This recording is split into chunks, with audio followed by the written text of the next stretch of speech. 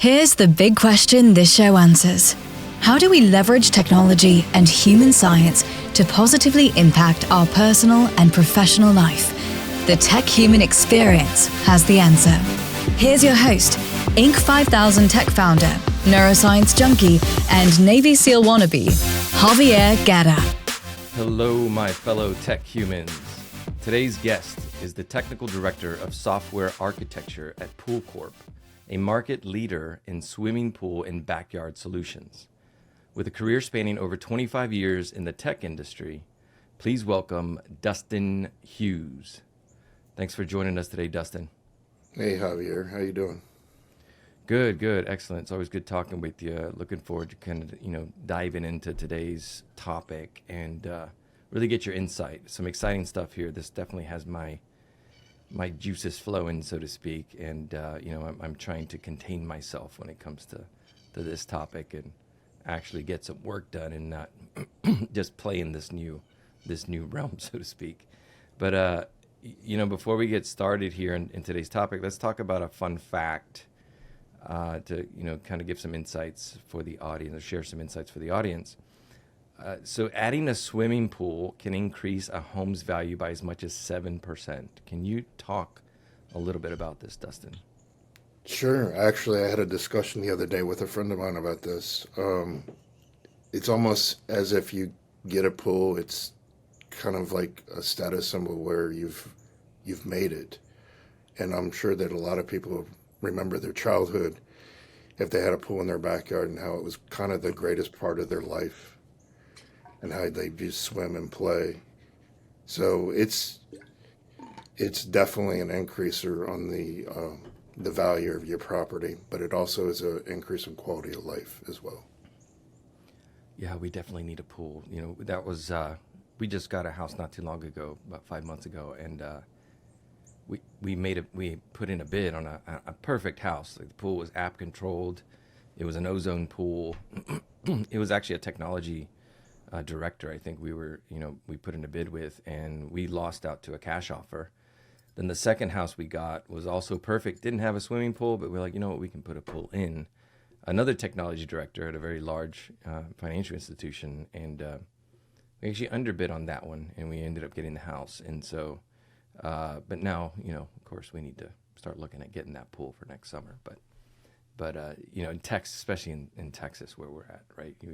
San Antonio, you almost have to have a pool. It's just, this summer it was brutally hot. It was, I forget how many days, but I know that this year it was the record recording of most days consecutively over 90 degrees. So it's definitely, I'm sure that's helping the pool industry. Sure. Well, there's a big factor on pool purchases in the United States and Europe. Let's dive into today's topic. Unlocking excellence, from large language models to leading teams. In today's episode, we're diving into the fascinating intersections of large language models like ChatGPT, cloud computing solutions like Azure OpenAI, the ethical and practical dimensions of generative AI, as well as the human elements of leadership, team dynamics, and work-life balance. So, let's talk about large language models, Dustin. You have pretty extensive background in machine learning algorithms. How do you see large language models like ChatGPT, or just GPT, I should say, Llama 2, Falcon? How do you see these technologies shaping the future of customer interactions, specifically like, maybe in the e-commerce space? That's interesting. I was at a Google event this week in Austin, Texas, and it's interesting what their perspective and our perspective of how it's going to affect the world. What's interesting is large language models. You more or less you think about it as just a simple autocomplete is what people are thinking about it. But what's interesting is, as you add more and more information into a corpus, or basically the model itself, it starts to take on human qualities, reasoning, decision-making processes. So if you can take some of that and distill the knowledge and be able to give it to your user as they're trying to interact with you on a commerce site, it could be very powerful. It can be powerful for a lot of other things too. When I think of e-commerce, I'm thinking of like, I guess let's talk about Amazon, right? It's just a massive e-commerce site. But as far as is like, the reasoning, it's definitely getting better at reasoning. It's not going to reason as good as, I don't think, as like a human can, right? It's not as powerful as a human quite yet. And as a human, we need to really understand how to communicate with the large language models to really get the quality of output that we want, right? We have to be able to, in a sense, know how to engineer prompts to kind of pull out of the system what we want. Do you have any insights that you can share on kind of that? Yeah. So there's quite a few technologies that are out there, and we'll talk about it a little bit later. But the idea is actually to steer the prompt in a way that you want it to be steered. So you want to construct prompts to where you get a repetitive example that comes back out of it. So a lot of times that's called usually prompting templates, or guardrails is what most people would call it. From I guess a template perspective, right? There's LangChain, right? So I've heard that LangChain is really revolutionizing natural language processing. How do you think technologies like LangChain really contribute to the optimization of search queries or like customer service e-commerce platforms? LangChain, and I've been one of the early adopters of this project. I saw it back in February this year, and Harrison is the founder of LangChain, Harrison Chase. His team has done a really phenomenal job on the construction of it, and it breaks down into really interesting segments on how it's constructed. So you have your basic templates, a concept of reasoning where you can use tools, and then tools in a way are more or less API access or access to other information. And that's kind of gone into another realm where you can actually use vector databases to call and actually do reasoning based off of that data set. There's also agents, which is primary agent thing that allows you to use the tools and interact independently and do some really, really cool stuff with it. It's quite a fascinating. There's multiple other frameworks that are out there. Llama Index is another one, and there's some newer ones that are actually coming into the market. And another one that's very promising is called AutoGen, produced by Microsoft. All the projects are all basic orchestration frameworks, and it's extending large language models to a point that people did not believe where we would be today. What you see with ChatGPT is it's going to be even more within the next couple months. Within the next couple, how long? Couple months, actually. Couple months, yeah. And it's crazy, right? Because I am always looking for things like this, right? And this is kind of an analogy that I talk to people about is, if somebody like me, if I'm constantly looking for new technologies and how to leverage new technologies, of how to, increase productivity, increase impact, increase effective communication, right? And I just found out about this technology, I don't know, probably in February, and started going, I went to like a 2-day conference and I started like diving in deep. And I was very surprised at how powerful it is, this technology, and how advanced it already is, when I didn't think it was going to be like this for maybe another 5 years. And so it's almost mind-boggling to think of how fast it's developing and making an impact. And for like people that aren't constantly looking for this, it's like they're going to be blindsided by how fast everything changes, because they're not in the tech space. They're not digging into this stuff. And it's just mind boggling. And the fact that you just said, like you said, it's like you were talking about you looked into this or found out about this technology like way back almost, but you're like in February, and now in a couple months it's gonna change a lot again, right? And it's moving so fast. That time gap or that time span is getting much shorter. So, and it's before it was like, oh, this technology like 5 years ago, but it's like now it's like months ago. It's completely changing or up leveling, and it's moving so fast. It's mind boggling. Like it's almost hard to comprehend. But it's actually making it hard on the tech industry themselves. Like I said, I came from an event sponsored by Google. It was a generative AI event that they were sponsoring, and even their own employees were trying to teach. Well, I say trying, but they were teaching Langchang, but they didn't understand the full potential of it. And I had a chance to show some of their engineering team some stuff that they didn't know about. So, I mean, it's going to get continually harder and harder to keep up. Yeah, I know, and it's uh, you're aware of the very large Fortune company that I was working with on a project here, and the fact that they were gracious enough to volunteer to help me to develop a powerful technology platform leveraging these large language models, right? That we've been working on for a few months. But the fact that, I was bringing people to the table like you and other people that had insights that were very advanced, right? That they were actually learning from, right? And these are people that this is their careers.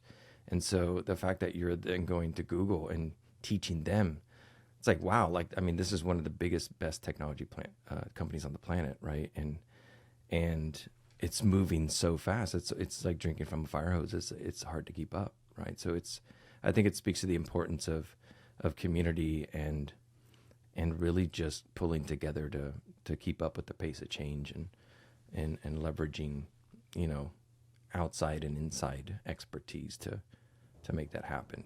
It's still kind of hard to grasp for me. It's the willing to experiment and fail. Oh yeah, That's definitely fail that's what fast. I do on a daily basis. Yeah, yeah.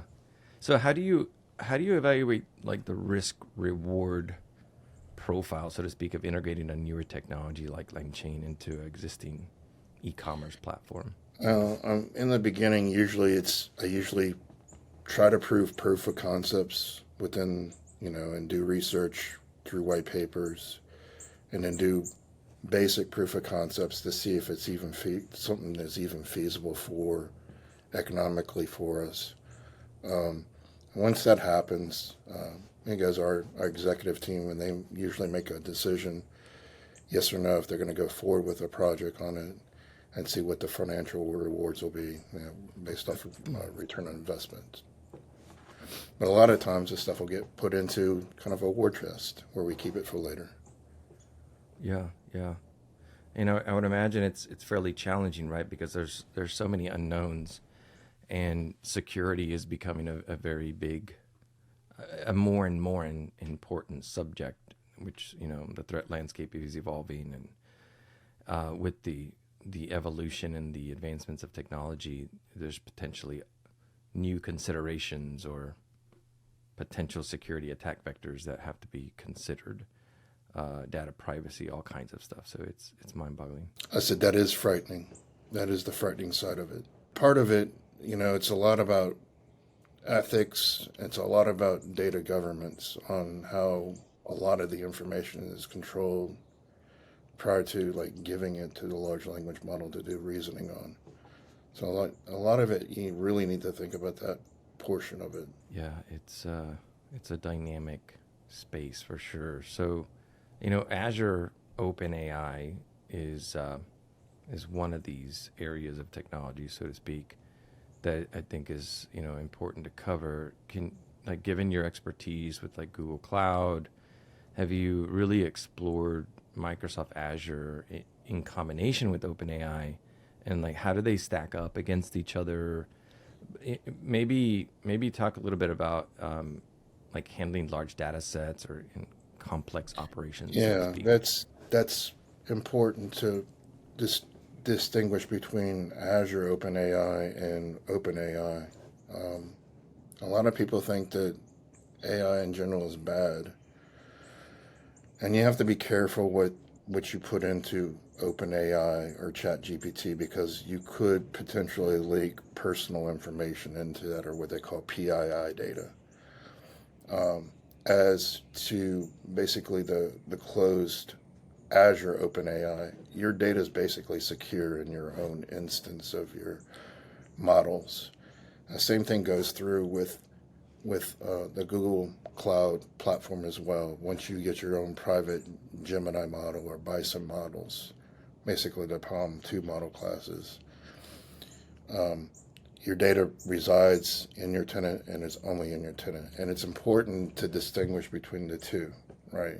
So as an organization or a corporate organization and a person, you have two individual with different needs, right? You need to really protect your intellectual property. So it's important as an organization, and you have information that's important, and you make sure you don't want to leak it into the general population.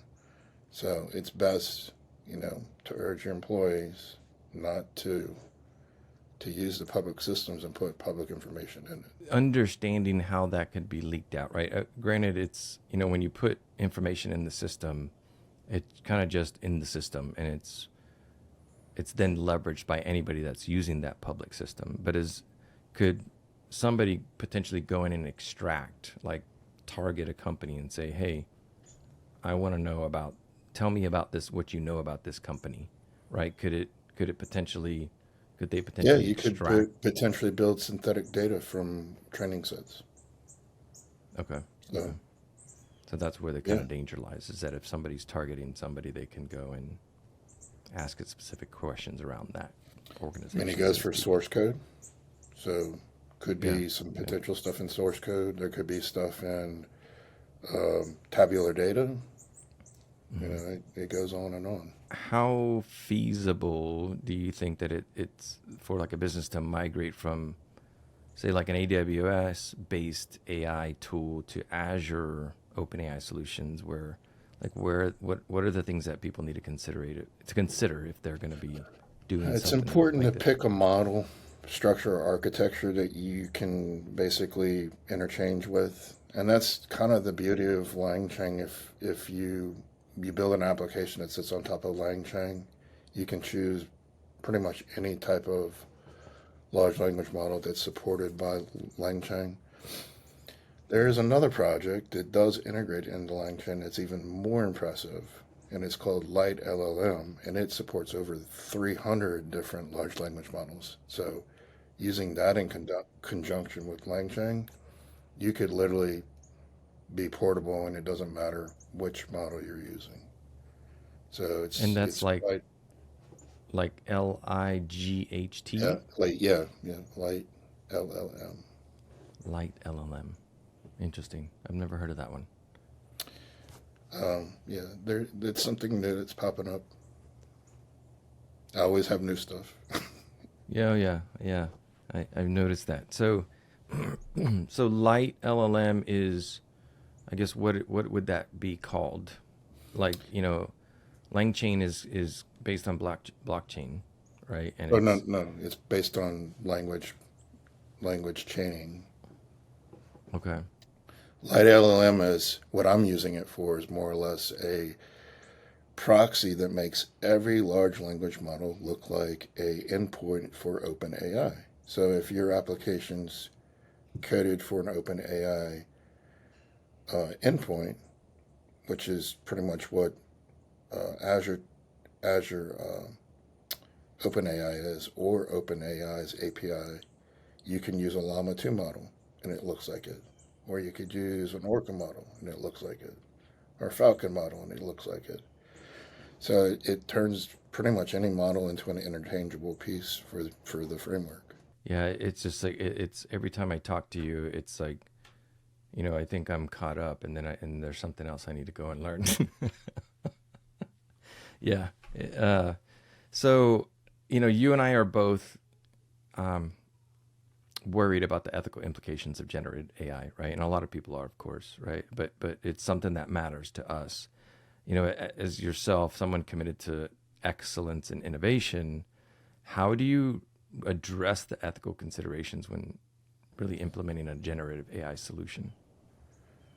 Well, it's important that any organization that goes down this road, and the great companies that are actually doing this, they've done this a couple months back.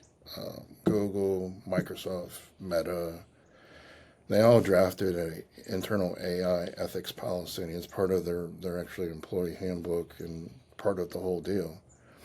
It's important that it has to be governed within the organization. It's the ability not to do any harm to people, displace people from jobs in a way that is harmful, loss of money. That's the big focus that all these organizations are trying to do. What's a breath of fresh air is I really enjoy, and I've seen it hands on, Google's effort on the way they're implementing their AI systems into their products. It's more or less about human augmentation of making their life easier. And the same thing goes through Microsoft. Microsoft is actually doing the same exact thing. Their Copilot ecosystem is pretty much the same way, and it's impressive. That's really the proper model on how to implement AI tools. It's more or less, it's not human replacement, it's human intelligent augmentation. It's important to think that way. Yeah, absolutely. And I think the way that I, speak to one area of that is that the human technology is much more powerful than this technology.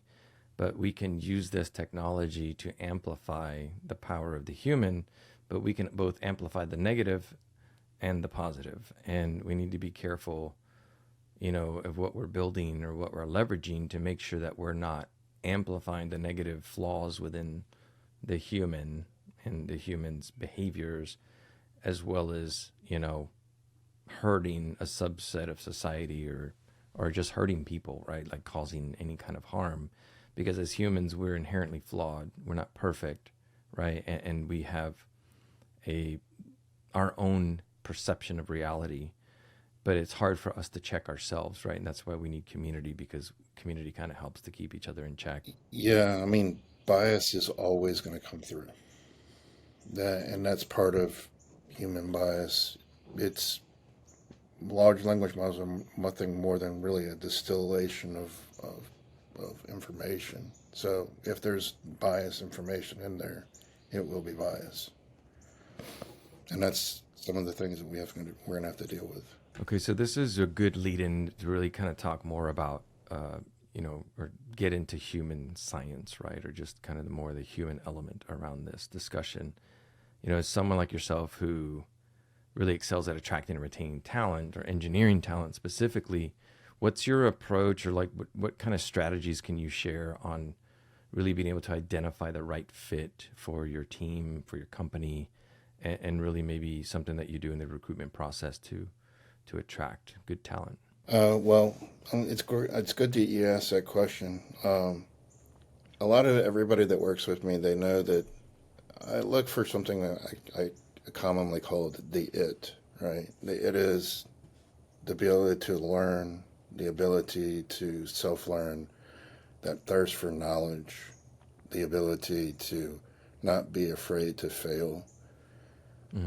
And that's an important thing that it cannot be taught.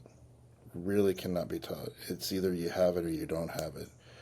Skills like programming, management, all of that can be actually learned and taught and mentored. But that drive and that thirst for knowledge, that cannot be taught, right? That's the human aspect of it. That's real important. Yeah, and I forgot. I think it was, who's the guy that owns Berkshire Hathaways? Warren Buffett. I think it's Warren Buffett. Warren Buffett. He said, I forgot. I'm drawing a blank on what it was, but I know that one of them he said that you hire for energy, intelligence, I think, and enthusiasm, right? Something to that effect. It's like these are human qualities that you can't really train. It's kind of embedded into people. No, it can't be trained. And I saw somebody else. It was either Simon Sinek, or I think it was Simon Sinek. He said hire for attitude. You can train skills, right? And That's so, exactly true. yeah, yeah. It's an interesting thing about humans, right? But it's yeah. They say you can't teach an old dog new tricks, but we really have to be good at that. Yeah, we really, in the times that we're living in now, we have to become good at change. And we have to continue to learn and grow. It's so crucial. It's not even funny, but it's coming at us super fast. With your over 25 years of experience, right? And you're in a fast-paced industry, technology, it's evolving. It's like speeding up the pace of change. How do you manage the work-life balance, especially your passion for innovative technologies and learning and your family? Like, how do you balance all of that stuff?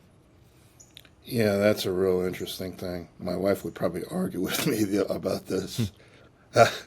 But for me, somebody asked me this the other night actually at dinner. I thought it was interesting. They said, if I were to take your phone, would you offer a digit of your hand or your phone? And I said, you could have my phone. And they said, and then I didn't even undeniably just said, you can have it. And everybody at the table said the opposite, right? And what sets me apart from other people, and this is what everybody needs to think about, is, do you live for technology or do you live for life, right? And they said, well, how would you find your way back to the hotel or home? And I said, I do that every day when I ride my Harley Davidson. I don't have a phone. I just go based off of, the feel. And that's what attracts me to riding these types of motorcycles and going out and like detoxing from technology. It's important that a lot of people that you need to cut the ties sometimes to go back to nature. There's the very reason why I'm sitting outside. It's important that you balance nature with tech. You can't have one without the other, is the way I see it. Yeah, it's huge, and that's something that I'm constantly working on. Right, I've been a little bit out of my normal routine the last couple of years, just because new addition to the family, new home, like very being very busy. But it's there's a lot of science in that, right? I mean, there's actually proven science that if you're out in nature for 3 days, something changes within the physiology of your brain, right? You begin to vibrate at a different frequency, and we are all of us are made of energy, and all we are is a wave of vibration at different frequencies. But when you're out in nature for over 3 days, it's been tracked that your rate of vibration, your existence, your being actually changes. And when we don't do these resets, right, like that, I see you riding your Harley as like a form of meditation, right, and grounding. When we don't do these resets, we're it's almost like we're almost constantly in a state of fight or flight, and we're not ourselves. We're not our true selves when we're in that state. And so that's I never thought about riding a motorcycle that way, but it's really what it is. I think it's the same reason I love scuba diving, is that I'm literally going into another world. I could be 100 feet underneath the ocean. I can't talk. I can't like be on my phone because I'm 100 feet under the ocean, right? Following sharks, looking at octopus, whatever. Yeah, you hear your breathing. It's extremely meditative. You're just out of the chaos of the world that we live in, and it's a really good reset for sure.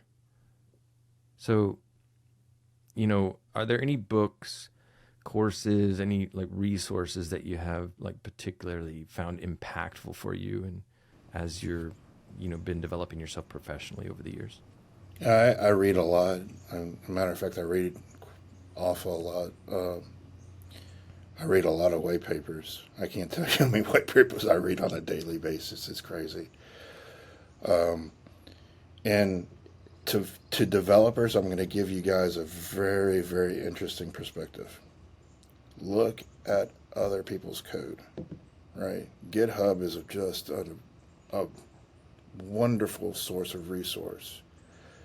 Look at the top projects and look at how they structure their code and how it's done. There's also a lot of wonderful, awesome guides available on GitHub to look at. LinkedIn has some good education courses as well in conjunction with that. And then Pluralsight's another good, if you have to learn via video learning, and everybody learns differently. So some people learn by video, some people learn by reading, some people learn by doing. And that's where the GitHub side of it comes in hand. So just pick what really works for you. But I use all of those resources daily. So, curious about the white papers. Like, what types of white papers do you read?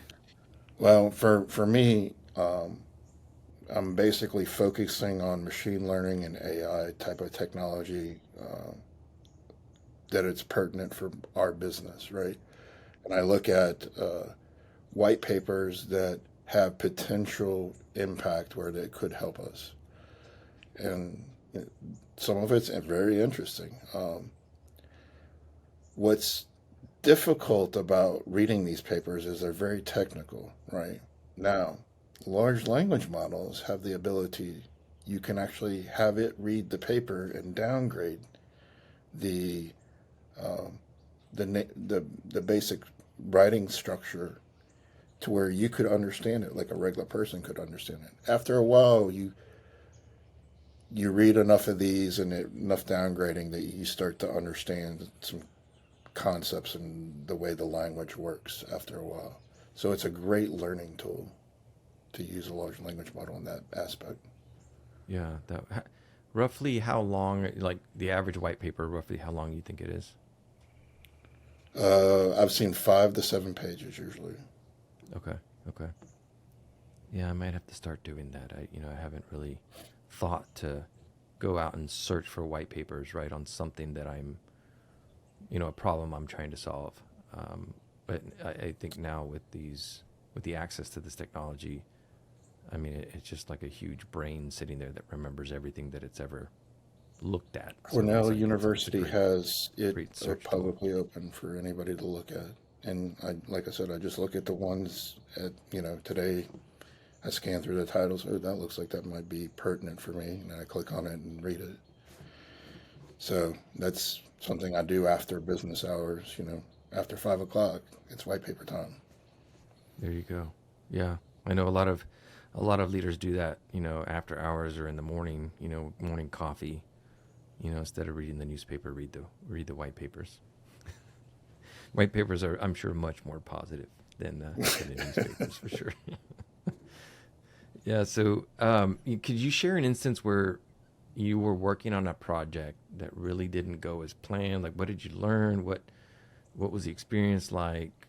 Any insights around that? Failure is by far the best learning, the best learning experience you could ever have. It definitely leaves a mark on you. You got to think about a lot of the hardships on you've gone through really have an effect on how you reason or think in the future. So I've had some projects that have gone just completely sideways. I mean, some really, really sideways projects. And what you've learned, it's more about the human element, about interacting with people, to be able to read people. It's not that the project was a bad project. It's more about the human element that could have been different, that the project would have done better. So the way that, let's just say you had a project that went south, which we've all had those. How did that really influence like your future projects or future ways of approaching things maybe? Just learn not to do that thing again. Yeah, try a basically different way. learn from your mistakes and Yeah. just adjust accordingly in your next project or in your next Actually, Albert Einstein said it approach. perfectly. If you do the same thing multiple times expecting a different solution or a different result, it's Yeah, the definition of insanity. yeah, yeah.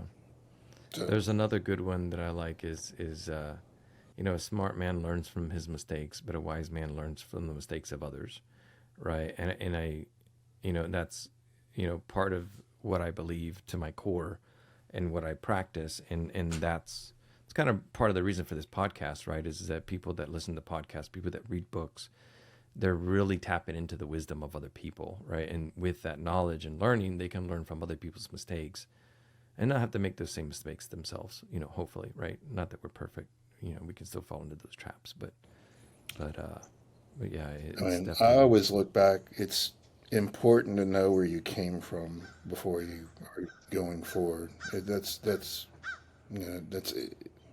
it's interesting. I see it today from early tech to where it is today. I mean, I'm dating myself, but I remember when the internet was just born. I remember when smartphones occurred.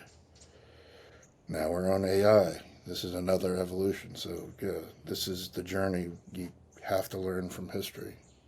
yeah, it's another evolution. It's not the last one, which is, yeah, it's just mind boggling to think of what my 2 year old is, what her life is going to be like, right? It's just, I have a 19-year-old and a 2 year old. Like the 19-year-old, I have kind of somewhat of an idea, but still, it's like it's hard to understand what it's going to be like 5 years from now, 10 years from now, because the rate of change. But to think about a 2 year old growing up right now when this is happening, it's almost hard to fathom of what her life is going to be like. It's crazy. So, from a cultural perspective, right? How do you cultivate a culture that's really open to constructive feedback within your teams, and really how does this contribute to POOLCORP success? Oh man. Once again, we had a discussion the other night. A friend of mine and we were sitting down. Um, so our IT group, their mascot is a pirate, right? The 892 Pirates is what they call them. It was a can do, doesn't matter which way, just somehow get it done type of situation that we always did. We were always understaffed, underfunded. Everybody think that we could never get anything done because we didn't have the right resources, but we always found a way. And we paid, and it was family. It was treated like a family cohesion group.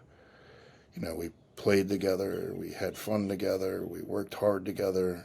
Um, that's the environment that we have, and very few companies have that.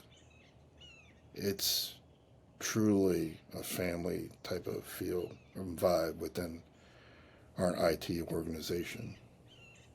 So it makes me think of the wooden leg, right? It's like you get it done regardless of having a wooden leg, right? As a pirate, but I don't know. It's like the pirate mentality is just like, you know, basically just make it happen and go for what you want. And you know, I don't know, for some reason that wooden leg came up for some reason, but And we would joke with we joked with each other all the time. I have countless stories of pranks and jokes. It's you can't you can't. it's important to have fun at work for sure, right? Um, it's you're at work the majority of your time almost, or in a large portion of your time, right? And so it's like you got to have fun. You got to like to be with the people that you're working with, or else it becomes a drain, so to speak, right?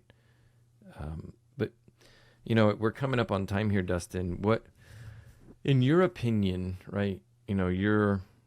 You're definitely in there with the latest and greatest from technologies and keeping tabs on things. But what technology do you think the world needs that really doesn't exist yet? There's a tech that I'm predicting that's going to happen, but it's also kind of frightening about it. It's called AIG. It's autonomous AI, um, and there's also advanced AI intelligence. I foresee, I mean, it's going to happen probably in the next 5 to 7 years. But it's going to have to be regulated.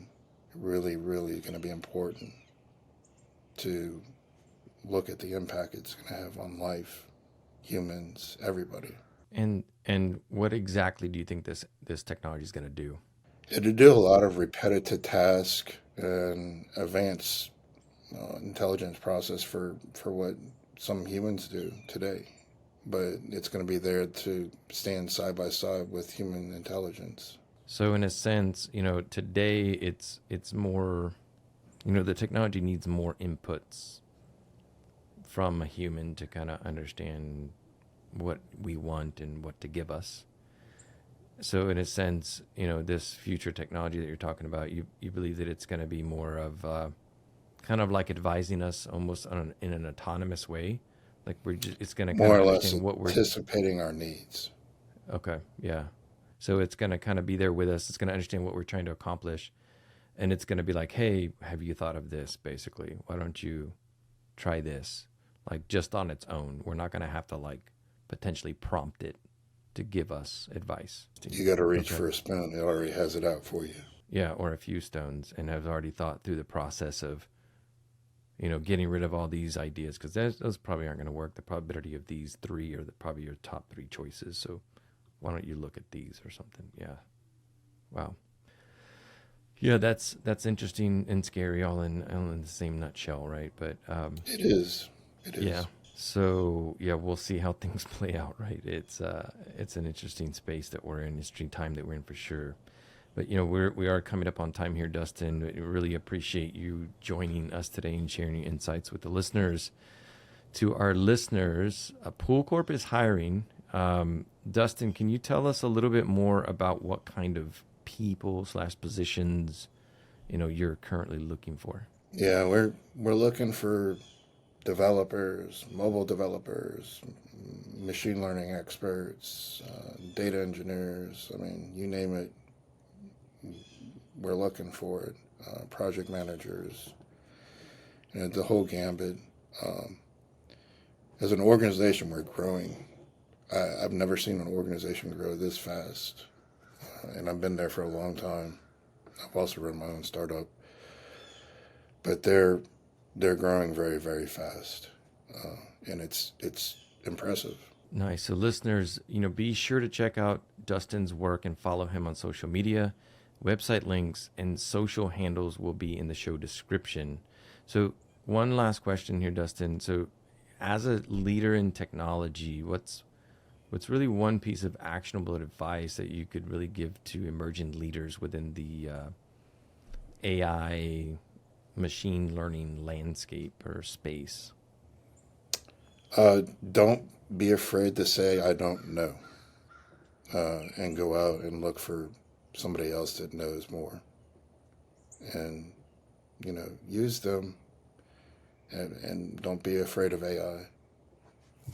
Go to a local AI event and get educated. Once you start understanding it, it's really not that complex. I'm finding that out myself for sure. And maybe read white papers. I'm going to start reading white papers too. Or more white papers, I should say. So listeners, again, don't forget to help your fellow tech humans. Share this podcast. Follow me on LinkedIn at Javier Guerra 360. And Dustin, really appreciate your time again. Thanks again for sharing your insights. Keep up the great work. Looking forward to continue the conversations with you. Every time I talk to you, I'm definitely learning something new, and it's exciting times that we're in. So really appreciate your time.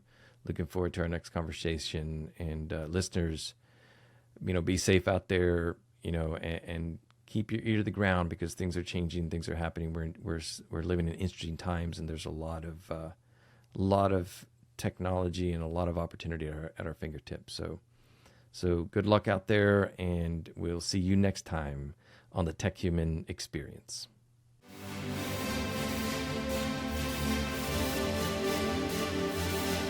The Tech Human Experience